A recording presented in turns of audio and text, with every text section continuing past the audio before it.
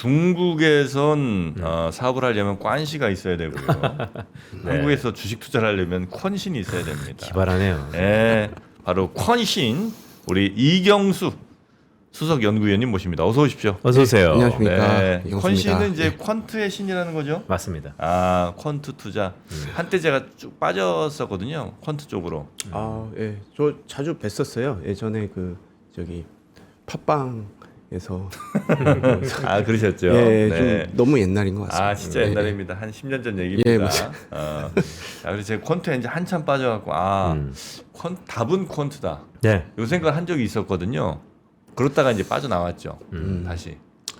그러니까 퀀트라는 게 이제 그 우리가 근데 항상 그 퀀트라는 게 이렇게 다른 게 아니라 우리가 항상 이제 보는 겁니다. 그러니까 차트도 어떻게 보면 퀀트일 수도 있어요. 네. 차트만 너무 이제 많이 본다라는 것도 좀 문제가 될 수는 있겠지만 그래도 나는 이제 빠지는 거 위주로 샀을 때 타점이 좋다. 아니면 나는 좀 오르는 게 눌림목에서 하는 게 좋다. 이게 다 차트라는 것 자체가 숫자로 뭐 정해져 있는 거고 네. 그런 컨셉에서 본인들의 어떤 알파 아이디어를 투자 전략으로 구현해 가는 과정 자체 그 논리 자체가 퀀트라고 생각을 하거든요. 아, 주시장 맞습니다. 안에서. 그래서 네. 실적을 나는 뭐 차트가 아니고 실적을 본다. 난 밸류에이션을 본다. 아니면 요걸 다 조합을 한다. 아니면 나는 요거 가중치를 줘서 우리가 점수를 매겨서 상대적인 우위를 결정을 한다. 이런 것들이 다 퀀트이기 때문에 맞습니다. 예, 우리가 뭐 흔히 하는 게 퀀트가 아닌가. 대단한 건 아니다. 이렇게 생각하고 있습니다. 일상이다. 예, 맞습니다. 그러니까 이제 퀀트를 한때는 이제 정말 맹신했던 적이 있었습니다. 예, 정말 이 모든 건 퀀트다 이렇게 생각하다가 네.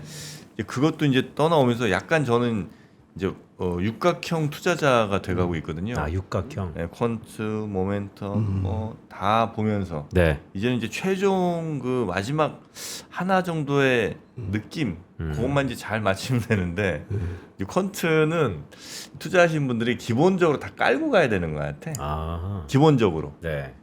그거 안 되면 아예 투자를 하면 안 된다고 저는 봅니다. 맞죠?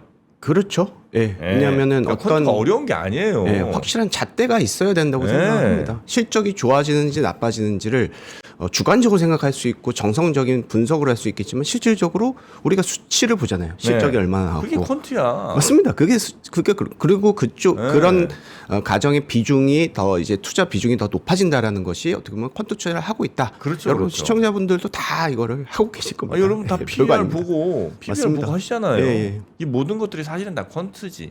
물론 이제 맞습니다. 기본적인 퀀트가 있고 조금 더 복잡하게 뭐 이것저것 따지는 퀀트가 있긴 하겠습니다만 그렇습니다. 결국 이게 다 퀀트라는 겁니다. 숫자. 자, 그러니까 숫자 얘기가 나와서 그런데 네. 지금 실적 시즌이잖아요. 메모리 반도체 말고 한국에서 두 번째로 실적이 가장 좋은 업종 어디입니까? 퀀트로 그런 거 다 나오죠. 반도체 다음이요. 네. 반도체 다음 어디예요? 반도체는 좋은 건데 근데 알고. 너무 차이가 납니다. 네. 예, 이번 1분기 예상치 기준으로 보면 반도체 90조 정도 벌 것 같고요. 네. 이 두 개의 종목 반도체 투톱 제외한 게 60조 정도 봅니다. 그러니까 이게 두 종목과 거의 2,500개의 싸움이 되는 건데 네. 두 개의 종목이 이긴 거죠 어떻게 보면. 네, 60조 원 예상. 지금 그렇습니다. 우리 그 삼성전자가 반도체 제외하고 60조. 그러니까 삼성전자가 57조 원 벌었는데. 네. 네. 아직 하이닉스 나오지도 않았는데. 그렇죠. 네. 그렇습니다. 그래서 두 번째라고 하면 뭐 조금 애매하긴 합니다. 그렇지만 지금 실적이 좀 잘 나오는 업종이 몇 가지가 있습니다. 그래서 조금 소개를 해드리면 지금 실적이 올라가고 있는 쪽으로 생각해야 될 것 같습니다. 규모 자체는 너무나도 차이가 나는 거고 실적이 올라가고 있는 쪽이 2차 전지 쪽이 조금 2차 전지. 올라갑니다. 예. 2차 전지요? 2차 전지 쪽이 흑자 전환에서 죄송합니다. 적자에서 흑자 전환에 대한 어떤 그런 것들이 지금 어허. 1분기에 반영이 되고 있고요. 네. 연간 기준으로 보면 이 상향 조정폭이 조금 더 큰 것으로 관찰되고 있습니다. 그리고 이제 건설 업종도 지금 실적이 아하. 마구마구 올라가고 건설. 있고요. 예. 네. 그리고 조선, 방산, 원전 이런 쪽들도 뭐 모멘텀 측면에서는 작년하고 거의 비슷한 거 아니면 한 10%에서 15%의 어떤 성장이 예상이 되고 있고요. 네. 반도체 같은 경우는 근데 이제 1분기 기준으로 보면은 YOY로 거의 500%가 넘거든요. 그런 측면에서의 모멘텀은 조금 뒤지기는 하지만 네. 그래도 우리는 이제 반도체에 대한 투자는 많이 하고 있을 것 같습니다. 예. 뭐 지수 투자를 하시던 뭐 본인들의 어떤 그 컨셉을 통해서 반도체 플러스 알파 이게 뭘 것이냐라고 보는 것이 조금 더 지금 맞을 것 같고요. 그래서 네.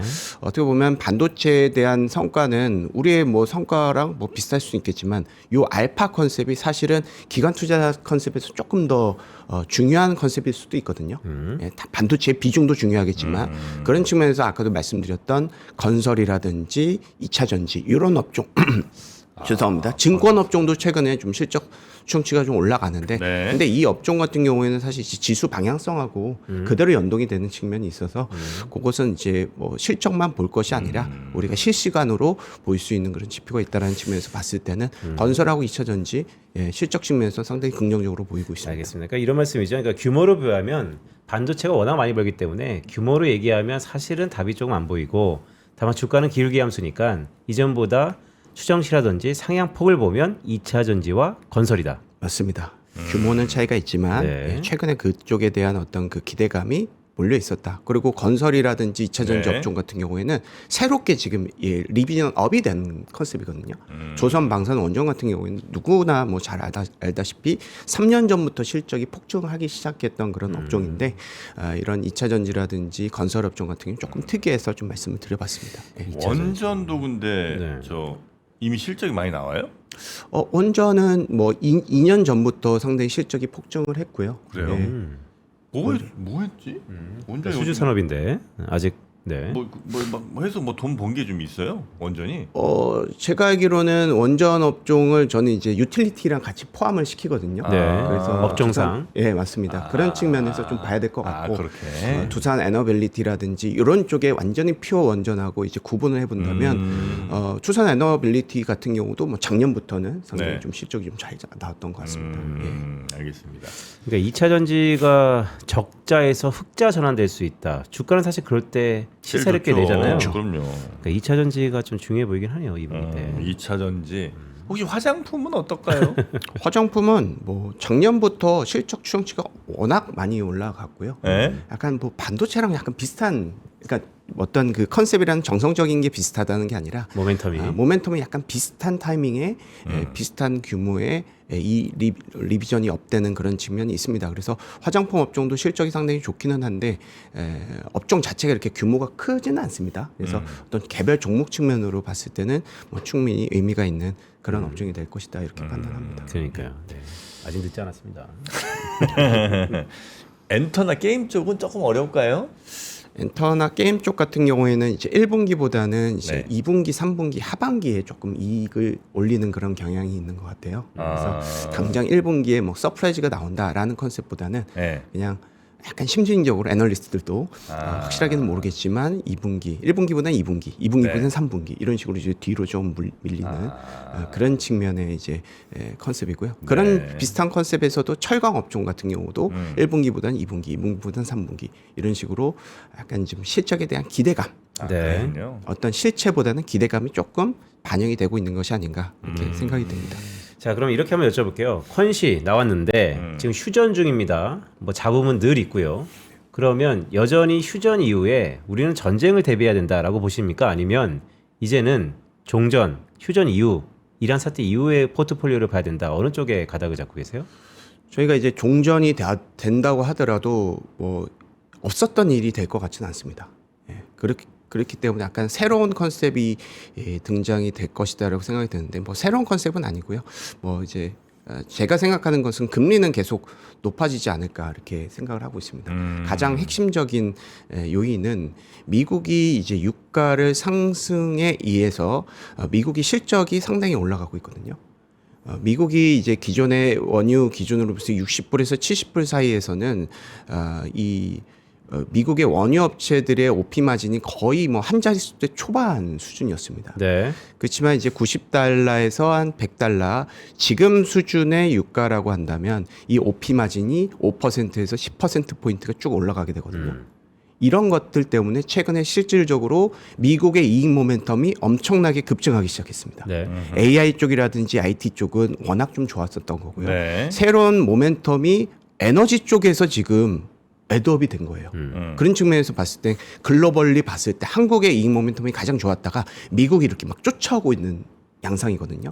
그렇기 때문에 지금은 관세 전후에도 약간 비슷했습니다. 중국은 실적 모멘텀이 좀 나빠지고 미국이 이익이 확 올라가고 요번에 이제 이란과의 어떤 전쟁 측면에서도 미국은 이런 이제 실적 모멘텀 측면으로 본인들이 이제 세금을 얻을 수 있다라는 컨셉을 어느 정도 알 것 같습니다. 그러면은 어느 정도의 그 호르무즈 통행료 자체도 사실 유가를 상승시키는 요인이 될 수가 있는 거잖아요. 네. 그런 측면으로 고유가를 용인할 수가 있고 아니면 본인들이 의욕적인 얘기겠지만 이 정도의 유가를 유지시키도록 어느 정도 약간 자극을 시킬 수가 있습니다.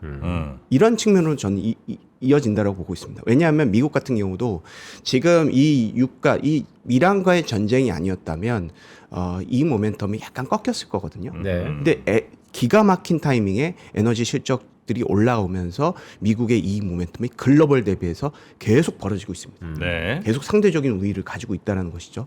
그렇게 되면 당연히 미국은 금리도 낮추고 싶고 유가로도 이제 돈도 벌고 싶고 그렇겠지만 아무래도 이제 물가가 우선이다 보니 금리를 내리기는 좀 어려울 수가 있지 않겠느냐라고 생각을 하는 거죠. 그래서 금리에 대한 어떤 부분이 사실은 뭐 이전에 뭐 없었던 것 같이 유가도 60불로 떨어지고 금리도 다시 4% 초반으로 이렇게 내려오는 컨셉보다는 미국이 지금 이제 돈맛을 봤다라는 측면으로 보고 미국의 어떤 자국만을 우선시한다라는 정치적인 컨셉으로 의욕적으로 조금 심층적으로 생각을 해본다면 이런 트렌드는 좀 이어지지 않을까라는 생각이 들고 있어서요. 저희는 금리가 좀 높은 수준을 유지하면서 그렇게 되면 환율도 물론 이제 어느 정도의 그 지정학적 리스크는 좀 완화된다면 1,400원대로는 이어지겠지만 그래도 이게 뭐 1,400원 초반, 1,300원 이런 쪽으로 내려가지는 어렵다라는 측면에서 봤을 때는 계속 양극화 벌어지는 거죠. 수출주, 반도체 쪽이라든지 이런 쪽은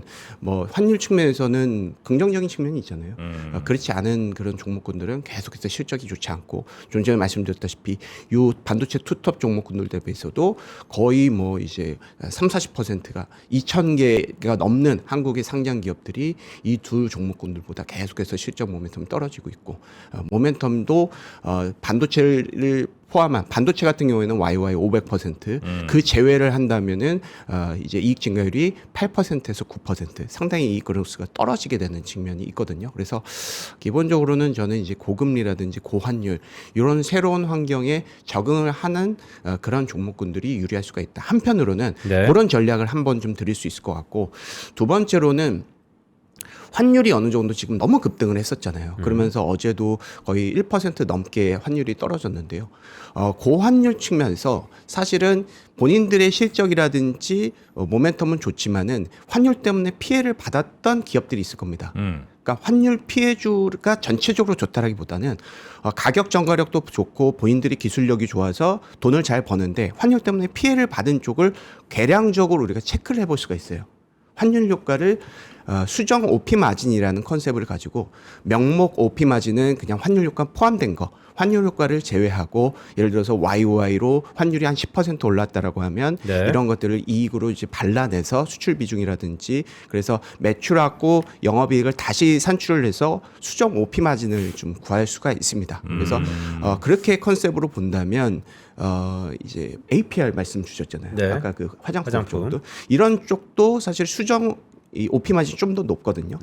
그리고 이제 LCC 기업들도 LCC 기업들, 유틸리티 기업들 그리고 건설 업종군들 해당 업종군들 같은 경우에는 지금 환율로 기본적으로 좋은 환경이라고 볼 수는 없습니다. 그렇지만 본인들의 어떤 기술력이라든지 가격 전가력 이런 것들로 충분히 수요가 아무래도 조금 공급보다 좀 높은 측면이 있기 때문에 그런 측면에서 환율이 어느 정도 조금 정상화된다라는 가정으로 봤을 때는 해당 종목군들에 대한 펀더멘털에도 우리가 관심을 가져야 되지 않을까라는 생각을 좀 갖고 있습니다. 이 콘테스트는 막 이렇게 이런저런 조건들로 이렇게 줄을 쭉 이렇게 세우잖아요. 뭐 어떻게 했을 때 좋은 기업들 쭈쭈쭈쭈 뭐 이런 게 이제 많이 있지 않습니까?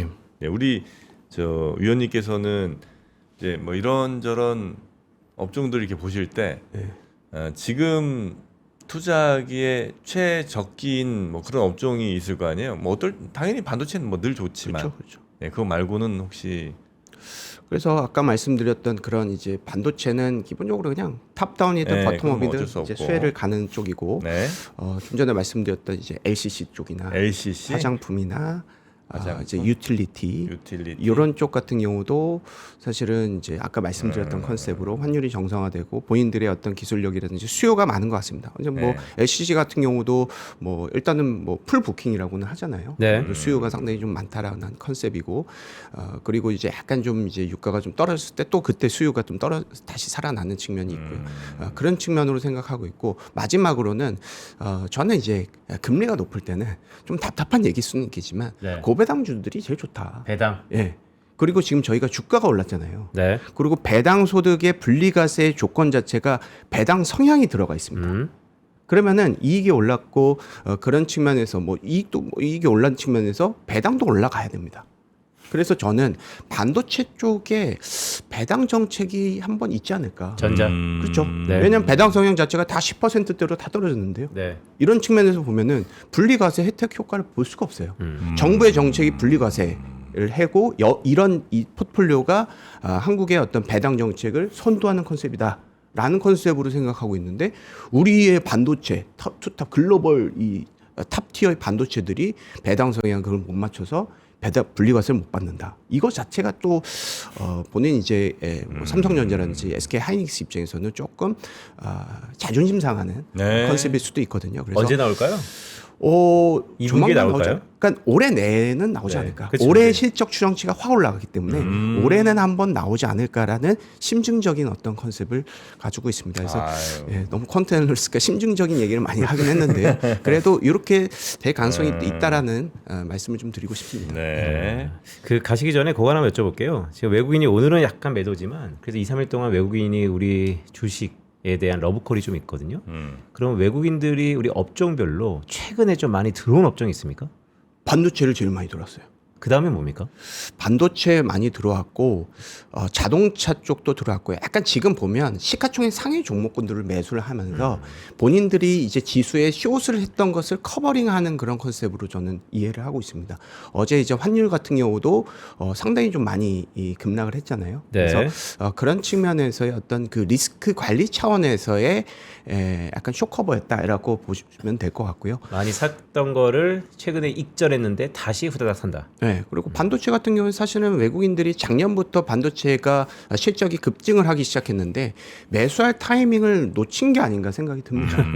그래서 그런 측면에서 지금 반도체에 대한 외국인들 매수가 한 번도 들어온 적이 없었기 때문에 약간 뭐 지금 이제 시장이 약간 변동성이 좀 크고 개인들이 약간 매도를 했을 때 뭐 약간 서서히 이제 네. 매수를 시작하지 않겠느냐라고 생각을 하고 있습니다. 네, 네, 네. 알겠습니다. 이번에는 동학개미 운동이 이길 수 있다. 뭐 이런 얘기가 들리네요.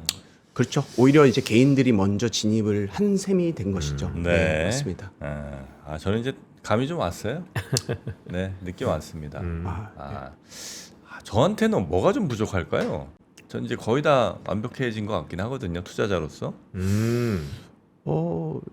너무 잘하고 계신 것 같은데요. 근데 기본적으로 이제 약간 그 종목을 이제 피킹하는 데 있어서 제가 이제 자주 사용하는 방법인데 종목을 이제 모든 종목군들을 다운을 받는 게 되게 중요합니다. HTS라든지 이런 쪽에서 네. 종목군들을 딱 추리고 여기에서 실적이라는 탭을 넣고 근데 지금 요즘에는 AI가 다 해주거든요. 네. 엑셀에 대한 데이터를 어허. 조금 넣고 이거 이렇게 분석을 해줘라고 하면 네. 여기서 내가 좋아하는 컨셉은 이런 거고 내가 지금 포트폴리오는 요게 있는데 새로운 종목군들을 좀 발굴해줘. 내가 포인트를 하는 것은 밸류에이션이 좀 낮고 실적이 최근에 올라가기 시작하는 종목군들을 나는 종목군들을 하고 싶다. 그러면 그 종목군들을 소팅을 해서 그 종목군을 다 매수를 해도 되는데 네. 그 종목군들에 대해서 이제 분석을 하는 거죠. 혹은 탐방을 가거나 아니면 애널리스트 리포트를 본다거나 그런 식으로 딥하게 파서 내가 가장 먼저 이 종목군들을 진입했다라는 컨셉의 그런 컨셉을 조금 탑재를 하시면 조금 더 좋지 않을까 네. 생각이 듭니다. 우리 마켓 타이밍 측면에서 우리 정프로님은 사실 제가 옆에서 보면 네. 뭐 더할 나위 없이 좋습니다. 다만 그렇죠. 딱 네. 하나 뭐죠? 비워야 채울 수 있다. 비움이 부족하다. 그러면 될 것 같습니다. 비움이 부족하다. 매도를 잘해라 이렇게 좀 들리긴 하는데요. 너무 어려운 아닙니다. 컨셉인 것 같습니다. 그것까지 제가 또 해내겠습니다. 아유, 네, 그래서 기대하고 완전한 있겠습니다. 투자의 구루로 네. 다시 태어나도록 하겠습니다.